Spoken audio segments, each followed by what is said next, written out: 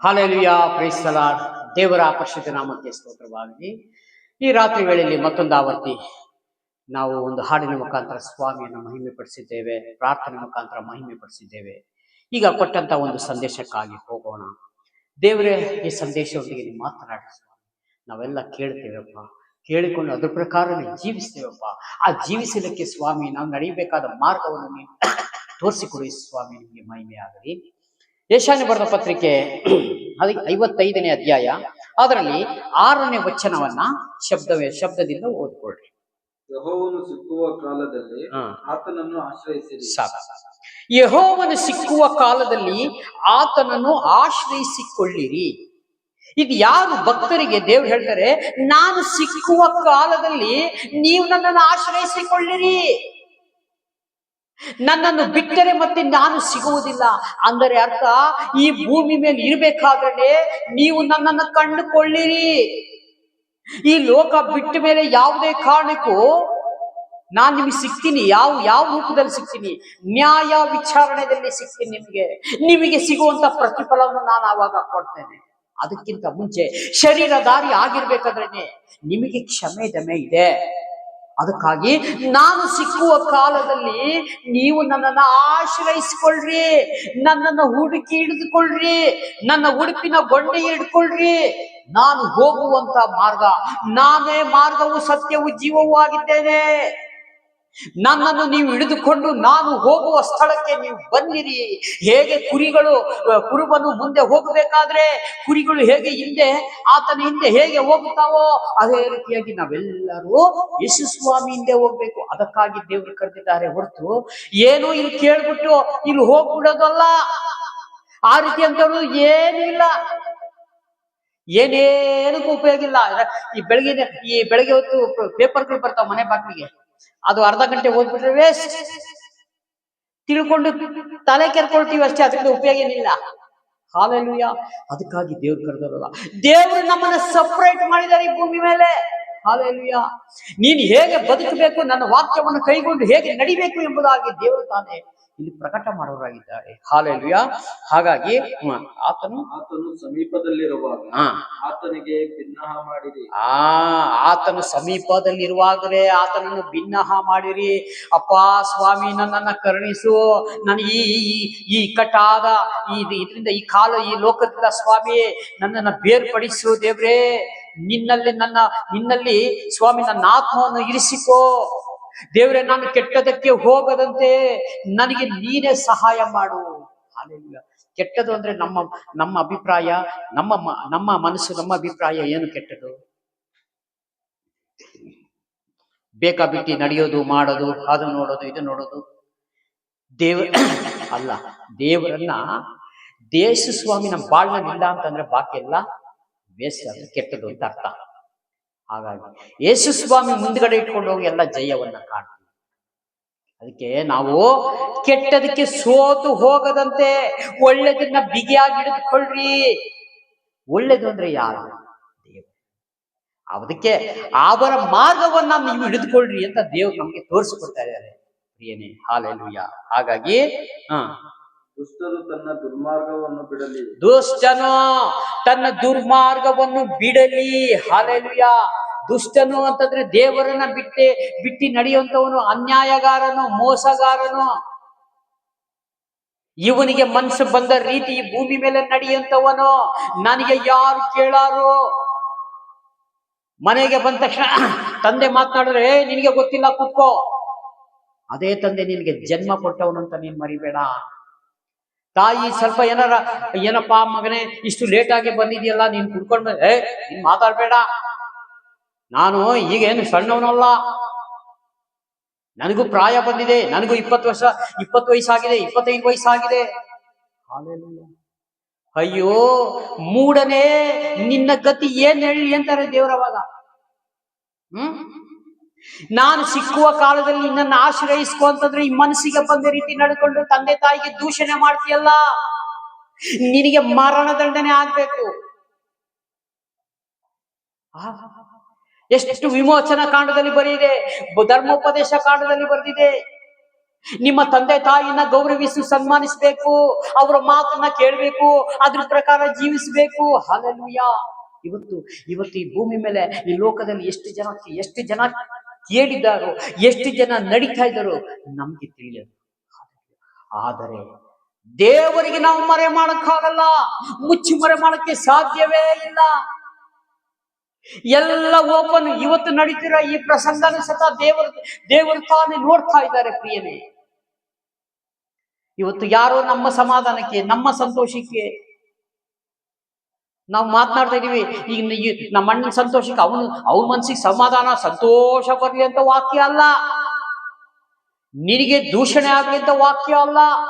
ನೀನ್ ಬುದ್ಧಿ ಕಲೀಲಿ ಅಂತ ನಿನಗೆ ವಾಕ್ಯ ಅಲ್ಲ. ಇದು ದೇವರು ಸಕಲ ಜನಗಳೇ, ನೀವು ಎಲ್ಲರಿಗೂ ಭೂನಿವಾಸಿಗಳೇ, ನಿಮಗಾಗಿ ನಾನು ಬರೆದಲ್ಲ ಈ ವಾಕ್ಯವನ್ನು ಬರೆಯಲ್ಪಟ್ಟಿದೆ ನಿಮಗಾಗಿ.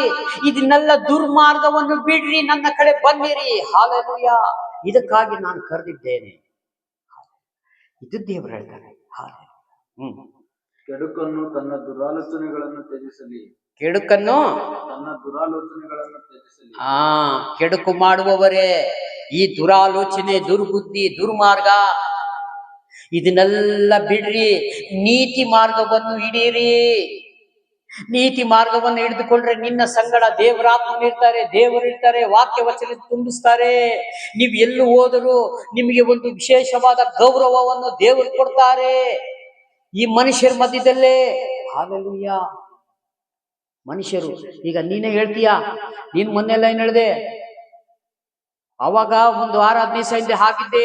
ಈಗ ನಮ್ಮ ಅಪ್ಪಾಜಿನೇ ಹೇಳ್ತಾ ಇದ್ದೆ, ಯೇಸು ಎಷ್ಟೋ ಬದಲಾಗಿದ್ದಾನೆ. ಅವನೇನೋ ಸ್ವಲ್ಪ ಅವನು ವಿಶೇಷವಾಗಿ ಅವನೇನೋ ಒಂದು ಅವನ ಕಳೆ ಬೇರೆ ಆಗಿದೆ. ಇದಕ್ಕೆ ಕಾರಣ ಯಾರು? ಫೇರ್ ಅಂಡ್ ಲವ್ಲಿ ಅಲ್ಲ, ಯಾವ್ದೋ ಮಕ್ಕ ಕಚ್ಚೆ ಕ್ರೀಮ್ ಅಲ್ಲ.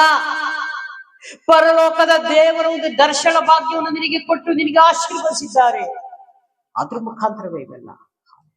ಯಾಕಂದ್ರೆ ಮೋಶೆ ಮೊಟ್ಟ ಮೊದಲ ಬಾರಿಗೆ ದೇವರಿಗೆ ದೇವರೇ ಮೋಶೆಗೆ ಕರೀತಾರೆ, ನೀನು ಈ ಬೆಟ್ಟವನ್ನು ಹತ್ತುಕೊಂಡು ಬಾ, ನಾನ್ ನಿನಗೆ ಮಾತನಾಡಬೇಕು ಎಂಬುದಾಗಿ.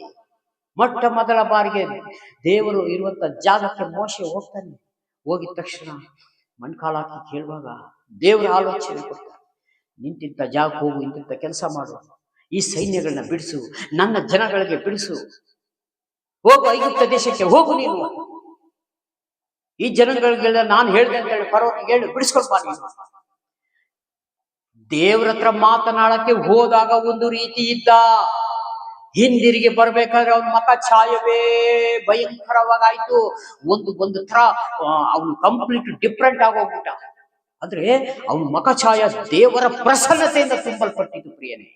ಅದೇ ರೀತಿಯಾಗಿ ಇವತ್ತು ದೇವರ ವಾಕ್ಯವನ್ನು ಕೇಳಿ ಅದ್ರ ಪ್ರಕಾರ ನಡೆಯುವಂತವನು ದೇವರು ಅದೇ ರೀತಿಯಾಗಿ ಆ ಪ್ರಸನ್ನ ಮುಖದಿಂದ ಅವನ್ನ ನೋಡುವಂತ ಭಾಗ್ಯವನ್ನು ದೇವರು ಕೊಡ್ತಾರೆ. ಹಾಗಾಗಿ ದೇವರು ನಮ್ಗೆ ಸ್ತೋತ್ರವ. ಹಾಗಾಗಿ ಸುಮ್ಮನೆ ನೀವ್ ಯಾರು ಬಂದಿಲ್ಲ ಇಲ್ಲಿ, ಸುಮ್ಮನೆ ನೀವೆಲ್ಲ ಕೆಲಸ ಅಂತ ಬಂದಿದ್ದೀರಾ? ಇಲ್ಲ, ಪ್ರತಿ ದಿವಸವೂ ನಿಮಗೆ ದೇವರು ಮನ್ನವನ್ನ ಕೊಡ್ತಾ ಇದ್ದಾರೆ. ಇಲ್ಲಿ ಆತ್ಮಿಕ ಆಹಾರವನ್ನು ಕೊಡ್ತಾ ಇದ್ದಾರೆ. ಇಷ್ಟು ವರ್ಷಗಳ ಕಾಲ ಆಯ್ತು, ಇಂಥ ವಾಕ್ಯಗಳು ಅವನು ಕೇಳಲೇ ಇಲ್ಲ, ಈಗ ಕೇಳ್ತಾ ಇದ್ದೇನೆ. ಅಂದ್ರೆ ದೇವರು ಪರಲೋಕದಿಂದ ಆತ್ಮಿಕ ಆಹಾರವನ್ನು ಈ ವಾಕ್ಯದ ಮುಖಾಂತರ ಇವರಿಗೆ ಕೊಡ್ತಾ ಇದ್ದಾರೆ, ನಿನಗೆ ಕೊಡ್ತಾ ಇದ್ದಾರೆ, ನನಗೆ ಕೊಡ್ತಾ ಇದ್ದಾರೆ, ಇವರಿಗೆ ಕೊಡ್ತಾ ಇದ್ದಾರೆ. ಹಲ್ಲೆಲೂಯಾ. ನಾವೇನು ವ್ಯರ್ಥವಾಗಿ ಇಲ್ಲಿ ಬಂದು ಕೆಲಸ ಮಾಡ್ತಾ ಇಲ್ಲ, ವ್ಯರ್ಥವಾಗಿ ಬಂದು ಪ್ರಾರ್ಥನೆ ಮಾಡ್ತಾ ಇಲ್ಲ, ವ್ಯರ್ಥವಾಗಿ ದೇವರ ಕಾರ್ಯ ಕೆಲಸಗಳನ್ನ ನಾವು ಮಾಡ್ತಾ ಇಲ್ಲ ಪ್ರಿಯನೇ. ಆತನ ವಾಕ್ಯ ಕೇಳಿ ಸುಮ್ಮನೆ ಇರುವವರಲ್ಲ, ಕೂಲಿ ಕೊಡ್ತಾರೆ ನಮಗೆ. ಏನು ಕೂಲಿ? ಪರಲೋಕ ಹೋಗೋ ಮಾರ್ಗದರ್ಶನ, ಈ ದರ್ಶನ ಇರುವಂತ ಒಂದು ವಾಕ್ಯ ಎಂಬ ನಮ್ಗೆ ಒಂದು ಮನ್ನ ಕೊಟ್ಟು ಒಂದು ಕೂಲಿ ಕೊಟ್ಟ ಹಾಗೆ ಅದು. ಇವತ್ತು ವಾಕ್ಯ ಕೊಡ್ತಾ ಇದ್ದಾರೆ, ಇದ್ರ ಪ್ರಕಾರನೇ ಜೀವಿಸ್ರಿ ಅಂತ. ಈ ಭೂಮಿ ಮೇಲೆ ಯಾವ ವಸ್ತು ನಿಮ್ಗೆ ಇಂಥ ಸಮಾಧಾನ ಕೊಡುವುದಿಲ್ಲ. ಒಂದು ನೀವು ಐಷಾರಾಮಿ ಬಂಗಲೆ ಕಟ್ರಿ, ಒಂದು ದೊಡ್ಡ ಜಾಗ ತೆಗೆದುಕೊಳ್ರಿ, ಇಂಜಿನಿಯರ್ ಪ್ಲಾನ್ ಮಾಡಿಸ್ರಿ, ಹೀಗಿರ್ಬೇಕು, ಇಂಥ ರೂಮ್ ಹೀಗಿರ್ಬೇಕು, ಅಂತ ರೂಮ್ ಹೀಗಿರ್ಬೇಕು, ಮುಂದ್ಗಡೆ ಈ ತರ ಗಾರ್ಡನ್ ಇರ್ಬೇಕು, ಕಾರ್ ತಂದು ನಿಲ್ಲಿಸ್ಬೇಕು, ಬೈಕ್ ತಂದು ನಿಲ್ಲಿಸ್ಬೇಕು. ಹಾಲೆಲೂಯಾ. ನೀವೆಲ್ಲ ಮಾಡ್ರಿ, ಒಳ್ಳೆ ಮನೆನ ಓಪನ್ ಮಾಡ್ರಿ, 106 ಜನಕ್ಕೆ ಕರ್ಕೊಂಡೋಗಿ ಊಟ ಹಾಕಿಸ್ರಿ. 4 ದಿವಸ ಸಮಾಧಾನ, 5ನೇ ದಿವಸ ಆಯ್ತಂದ್ರೆ ಅಯ್ಯೋ ಇದೇ ಮನೆನಾ. ಇಂಟ್ರೆಸ್ಟ್ ಹೊರಟೋಯ್ತು ಆ ಮನೆ ಮೇಲೆ ಅಲ್ವಾ. ಒಂದು ಹೊಸ ಗಾಡಿ ತಗೊಳ್ತೀರಿ, ಒಂದು ಹೊಸ ಆಟೋ ತಗೊಂಡ್ಕೊಳ್ತಿ, ಎಷ್ಟ್ ದಿವಸ ತಿಕ್ಕು ತೊಳಿತೀಯ, ತೊಳ್ ನೀನೇ ಬೇಜಾರ, ಎಲ್ಲೆಚ್ಚಿದ್ಯಾ, ಎಲ್ಲಿ ತೊಳೆಯ ನಾನ್ ದಿನ. ಆದರೆ ಇವೆಲ್ಲ ಮನುಷ್ಯನು ಕೈಯಿಂದ ಉಂಟು ಮಾಡಿ ತನ್ನ ಕೈಯಿಂದ ಸೃಷ್ಟಿ ಮಾಡಿಕೊಂಡು ಸಮಾಧಾನ ಆತನಿಗೆ ಅಷ್ಟು ಸಿಕ್ಕುವುದಿಲ್ಲ. ಇದರಲ್ಲಿ ಸಿಗುವಂತ ಸಮಾಧಾನ ಸಿಕ್ಕುವುದಿಲ್ಲ ಪ್ರಿಯನೇ. ಫಸ್ಟ್ ನಾವು ಚೆನ್ನಾಗಿ ಅರ್ಥ ಮಾಡಿಕೊಳ್ಳಬೇಕು. ಇದು ಆತ್ಮಿಕ ಆಹಾರ.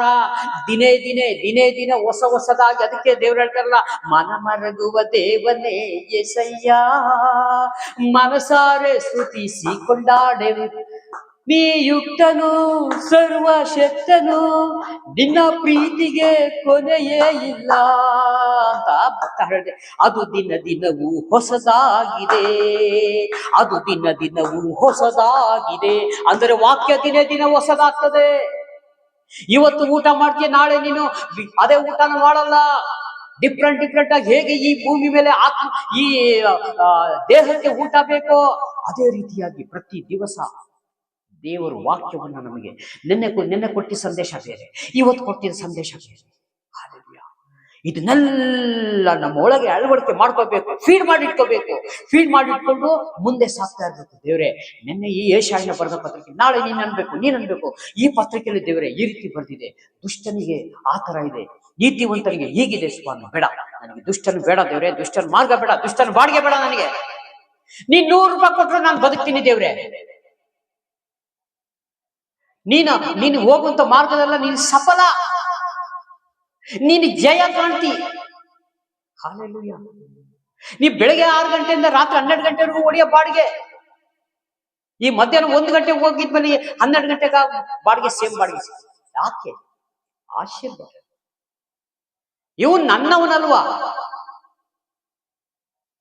ಈ ಕೂಲಿಗಾರನ ವಿಷಯದಲ್ಲಿ ಬರ್ತದೆ. ದೇವ್ರು ಹೇಳ್ತಾನೆ, ಬೆಳಿಗ್ಗೆ 9 ಗಂಟೆ ಬಂದವನಿಗೂ ಒಂದೇ ಕೂಲಿ, ಮಧ್ಯಾಹ್ನ ಬಂದವನಿಗೂ ಒಂದೇ ಕೂಲಿ, ಸಾಯಂಕಾಲ 4 ಗಂಟೆಗೆ ಬರ್ತಾನೆ ಅವನಿಗೂ ಒಂದೇ ಕೂಲಿ.